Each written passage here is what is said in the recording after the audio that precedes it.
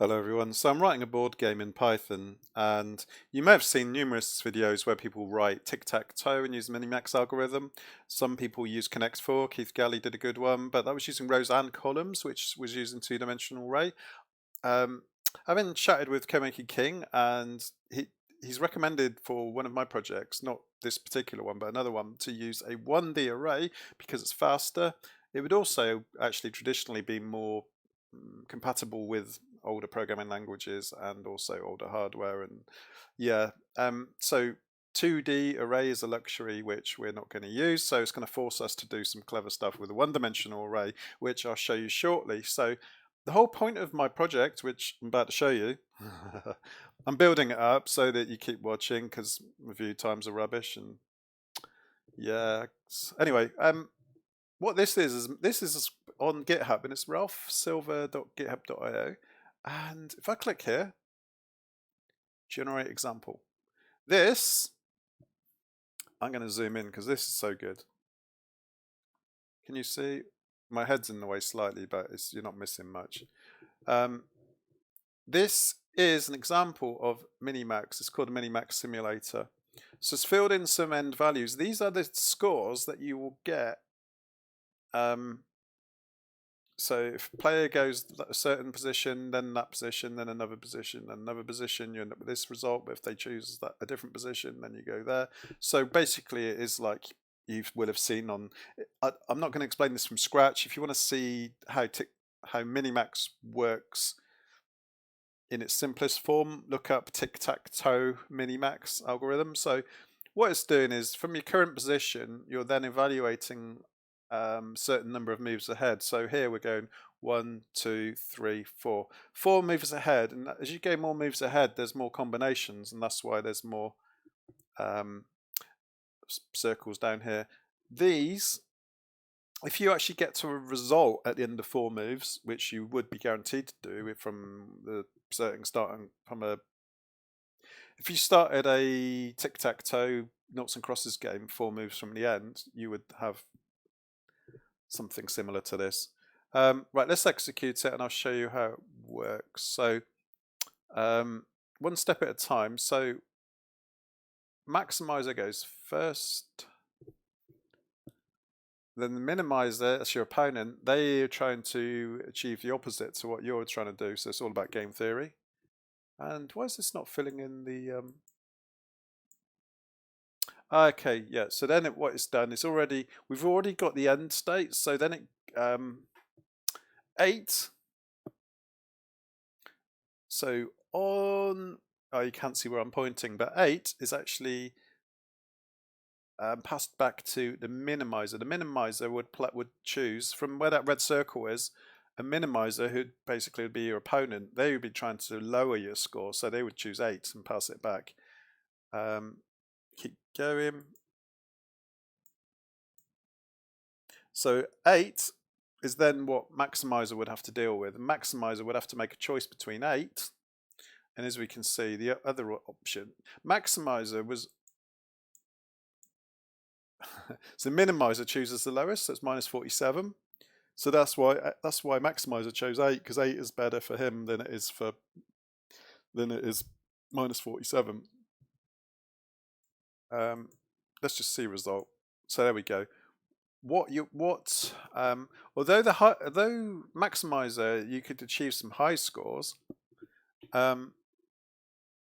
given that your opponent is always going to be trying to lower your score, this basically is just looking at those moves ahead and saying, well, if I go here, my opponent's going to choose the worst thing against me, so then I need to then what is the worst thing that my opponent can choose, and then you choose the least bad. So we end up with -19 because -19 comes from here. It's difficult to explain, and I'm not going to because I'm not an expert on it, but what I wanted to do was just show you this website, and it helps you visualize it. Right, so the board game is actually the 1D array, and it's got 8x8 squares, so yeah, similar to a chessboard, but also similar to the game of Gomoku, Gomoku. So I don't know what I'll be doing yet. I might just kind of make it fancy version of Connect 4 where you can go any way to start with. Let me just run it actually, and then we'll come back to this. So if I show you it running, please choose so I'm working from the top left. So the top left, that position there, do you see I've highlighted, is 1 1, and down here would be 8 8 8. So 1 1. So if we choose 1 here, 1. Oh, I already did game in progress. That's embarrassing. Let me just get rid of that. Run it again from start. Right, so let's go 1 1.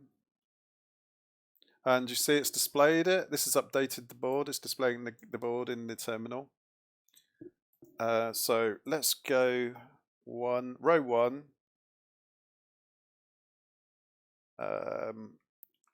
Column 7. Let's do row 1, column 2. And you see my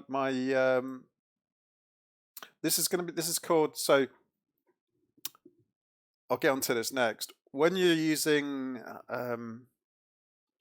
so MiniMax is actually not so much machine learning, it's actually artificial intelligence. There's a semantic difference there which I'm not going to go into, but because I don't know. But sorry, I forgot what I was going to say then. That's annoying. Do you ever get days like that? I didn't have much sleep actually, so no, I wasn't partying and throwing tellies out of windows, if that's what you're thinking. But right, what was I on about? Yeah, heuristics. So heuristics is another name, another sort of word which means evaluating the situation given some basic rules. So the heuristics for this will actually be checking if there's, right, this will be like Connect 4. You know Connect 4? So it'll be similar to that, but it'll be Connect 4, but a bit more freestyle, so that's a bit more like Go Moku. What the heuristics will be doing will be to check, you see I've written obviously my first attempt, which is here. Like the heuristic here is checking for 2 in a row. Then I'll check for a column of 2. I'm not going to worry about diagonals because too complicated and it's leading me away from what I'm trying to learn, which is MiniMax. So I'm only going to be worried about rows and columns. So next I'll be doing 3 in a row. And the reason why I'm writing the 2 in a row, the 3 in a row check, because that's not the terminal state. So the terminal state is the state at which one of the 2 players has won. So this is all about game theory. As you improve your score, it makes your opponents worse, and vice versa. So the heuristics are actually going to be what get used to evaluate a score, which is then passed into the MiniMax algorithm, and the MiniMax algorithm will then work out, see these scores? These scores, okay, the scores from the heuristics, which I've just showed you, are going to be what's needed to form this. Then MiniMax can work out which position to move next based upon maximizing its own score and minimizing its opponent's score. So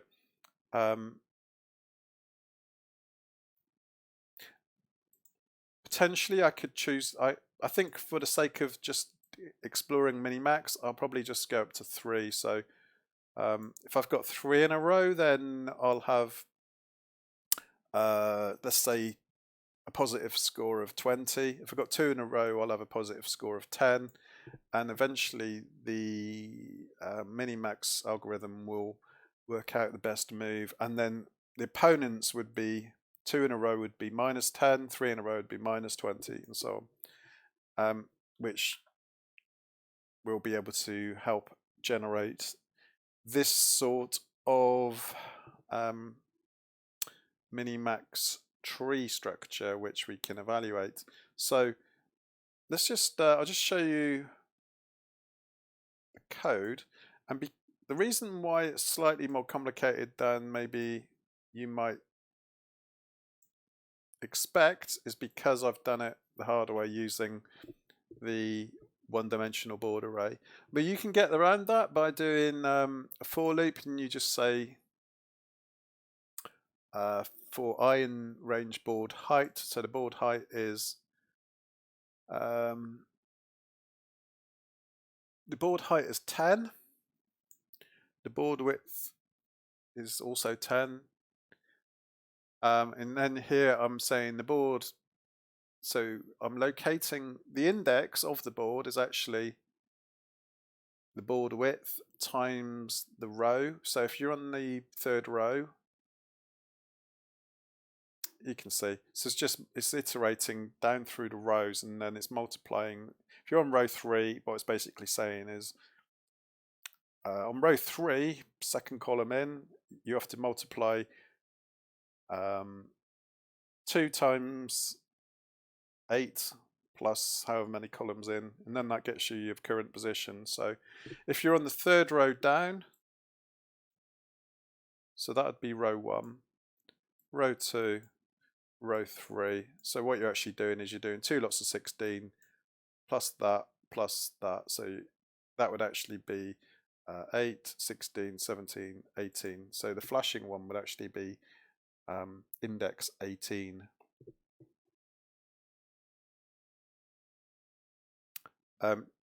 Trying to explain this is probably not going to make a really great video. What I'm trying to show actually really is the heuristics. So this is leading up to writing MiniMax algorithm, or not, yeah, well, somebody else has already written it, so I'm going to make an implementation of the MiniMax algorithm. I'm not going to worry about pruning or anything like that. So what I wanted to show really was the evaluation. So what I'm also doing, that error checking which I've written today, is basically saying for I in the range 1 to board height, because I'm saying 1, it's actually skipping row 0, which is all the 9s. And because I'm saying up to board height, it's missing the last row as well. So it's that's exactly what we want. So that's going vertically, as you look at the one-dimensional array. For J in range 1, so again, because I'm starting from 1, it's leaving off the 9 at the start, which delineates the edge of the board. And then we're going across to board width -1. And then what we're doing is we're saying if the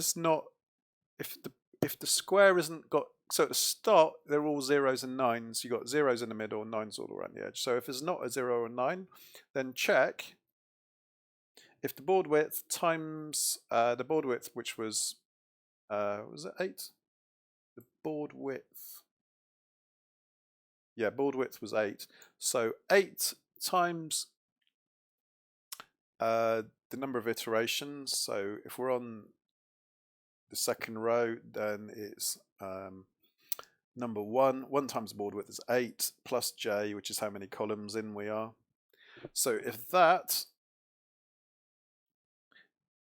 is equal to itself plus 1, then print we've got 2 in a row on row whatever. So the I is the same row as what the current iteration is. I is downwards and j is across. Good. Then just to wrap up, we've discussed heuristics, a brief look at how a MiniMax algorithm works. Again, this is not a tutorial on either of those things. It's more a look at I would say, not a long-term, but medium-term project I'm working on. And I'm forcing myself to do it, I would say maybe the hard way, but doing it that way, then you obviously have to go out of your comfort zone and learn a few more things. So, and also game programming, the game logic. You're probably going to learn more doing this, and this, like you see Maxim on CodeMonkey King, a chess channel, way better at programming than somebody who would just spend all day writing Scrapey or Beautiful Soup or Selenium projects, because much of your time there is spent wrestling with frameworks, reading the documentation and trying to understand how the framework works. With this, you can write all this in your head or write it from scratch. You dictate all of the logic, you make your own functions. Yeah, and then obviously you can refer to other people's examples, but if you want to do it yourself with no frameworks, you can. The beauty of this is, look at the very top. Not my shameless plug. The only thing I've imported, which I don't actually really even need anyway, was from typing import list, but I don't even know if I used that, did I? I think maybe I did. But there's no imports. I think a good challenge is to write some code with no imports. And I think in another video recently I mentioned that I'd been following for several months the C programming and the discrete structures series of videos by Professor Barry Brown on YouTube. And many times there he writes something from scratch which actually is equivalent to an existing function. For instance, the strlen function in C.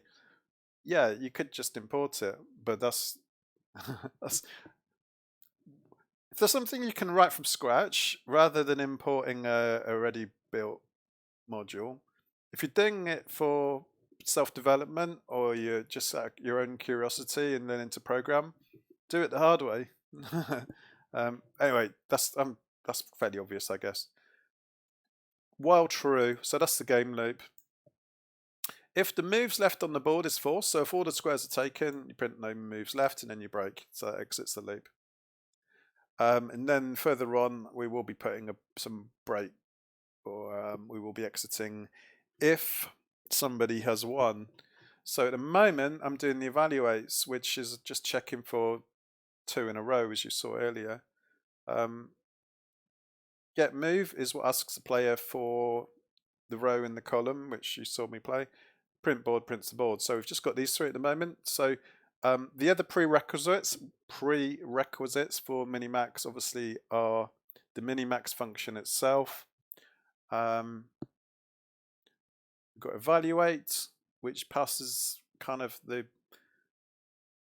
reason why you need evaluate is because if you have many options of where to move, let's just run it again.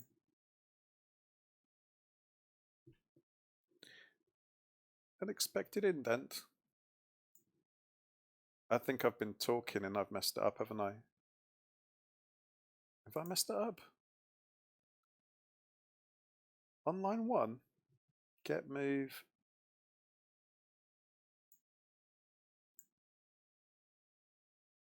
I don't know what happens there.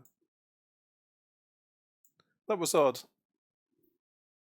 Unexpected indent. I didn't do anything. Okay.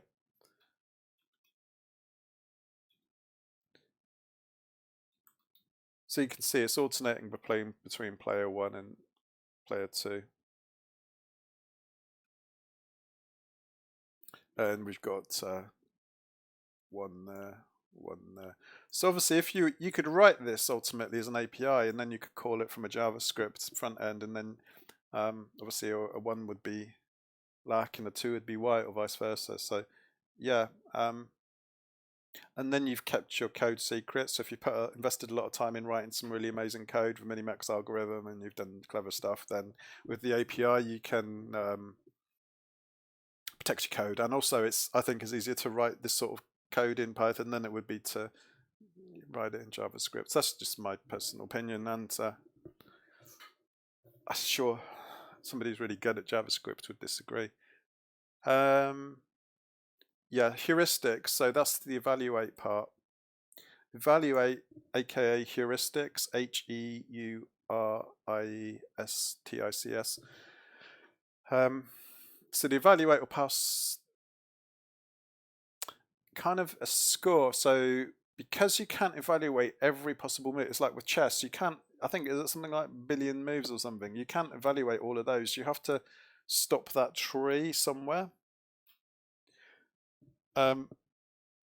So here you can see there's only two choices. You go left or you go right. So that's only looking at two potential moves for the current player. The current player is here, and they're looking at either moving here or they're moving there. For instance, if it was tic-tac-toe. So there's two options. But here, think how many of those noughts still remain. What's that? 5 8. That's 40. Probably got about 50 moves, over 50 moves to make of options of zeros left to make. So rather than the -37 and -19, you would have another potentially about 48 nodes, and off of those 48, you'd then have each one of those would then have what, 47 hanging off it. Yeah, so that's why you need the depth. MiniMax has the depth, and then you set the depth to 2, 3, 4. And after, say, 3 or 4 moves, you need to then be able to add up the score that you would be at after that number of moves, because you're not at what's called the terminal state. You're only actually 4 moves further on. So yeah, evaluate, and then we'll have find.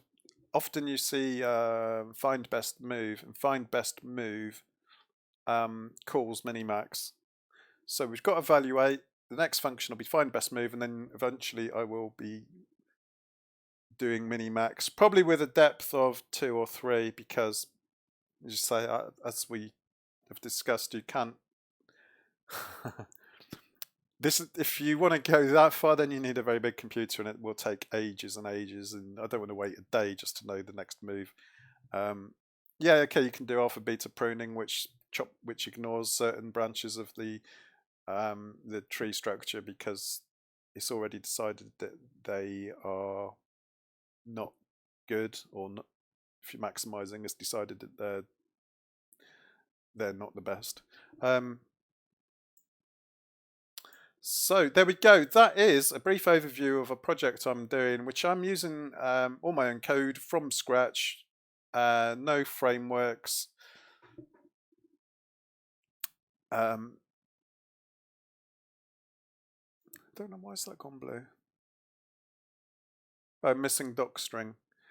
Yeah, I've also switched on Pylint, which is nagging me loads, but it's forced me into some good practices, and yeah, it even forced me to use the capital letters constants because I've got in a bad habit and I wasn't using capital letters there. So this is part 1 of what may be part 2, 3-part look at writing a board game with MiniMax. Again, this is just kind of that. It's a coincidence that's 8x8. It's not going to be chess. I'm not clever enough to program chess. Gomoku, maybe. A variant on Connect 4, maybe. We'll see. So, yeah, thanks for watching. And may not be a day or two, maybe a week or two, who knows. But this probably will turn into 2-part, maybe 3-part series. So, yeah, if you want to copy it, I'm happy to share the code. First thing to do is create the board, write a Python list as a 1D array. Although it's a square, it's actually just a one long list of, you can just press return after at the end of each if I just show you. Oh, I've got Vim installed, Vim extension installed. So yeah, you see it's like that. So all you do is just press enter, and then it's still a 1D list, even though it looks like 2D in Python, and on your screen it's still 1D.